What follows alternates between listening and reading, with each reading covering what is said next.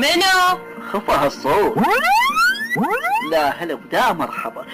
انا عمه انا. تفضل يمه ايش رايد؟ تدون غاز. شو القضية يا عمه؟ نسيتي انا خطيب بنتك حنان. انت خطيب بنتي حنان؟ لا انا مو بايل حنان. شو القضية يا عمه؟ نسيتيني انا خطيب بنتك. ادري بيك خطيب بنتي حنان، شكو جاي؟ والله خابرتنا حنان قالت عندها شوي لبخ بالبيتونة. صدق كذي بقى جاي اشوفها. شو تشوف منها عمي؟ انت مو قبل شهرين جيت؟ يعني شنو اروح؟ تعال طوب تعال.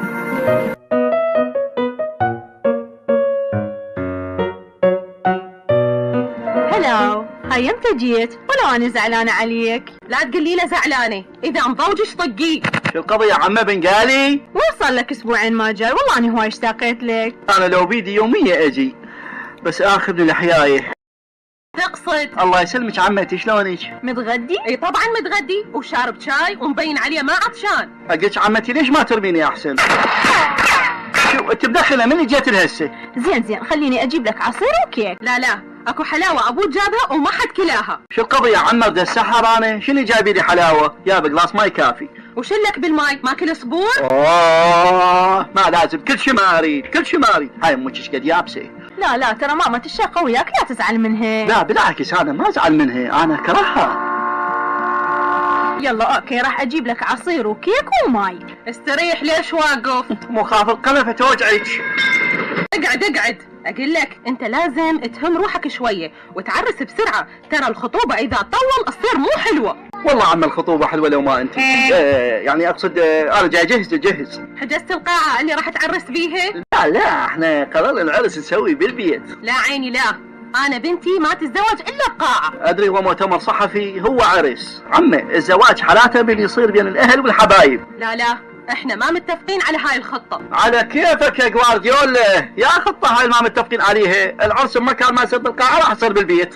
عم بيتكم صغير، وين يكفي الناس اللي راح تجيكم؟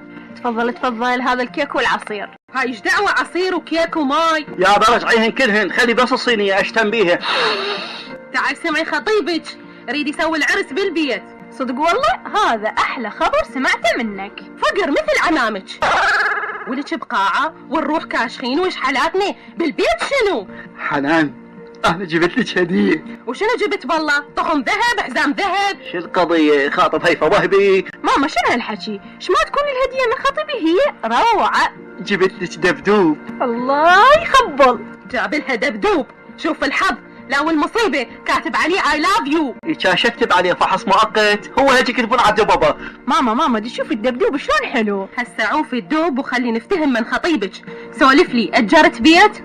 لا عمه انا حصلت شقه ايجارها مناسب، بس شنو طابق ثالث. وبيها مصعد؟ لا عمه ماكو مصعد.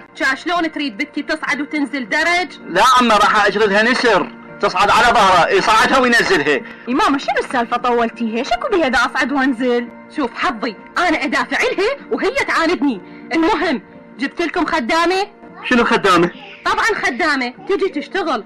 انت تريد بنتي تشتغل؟ بنتي لا تطبخ ولا تكنس ولا تمسح ولا تغسل هدوم ولا تخبز. شو القضيه؟ متزوجها طقطق لصابيعي؟ هذا شلون حكي؟ هسه انت امها المفروض تعلميها شلون تصير ام بيت، شلون تدير بالها على رجلها وعلى بيتها، مو قاعده وتشرطين علي وحاطه لك شروط تكسر الظهر. شم زوجتني ميسي؟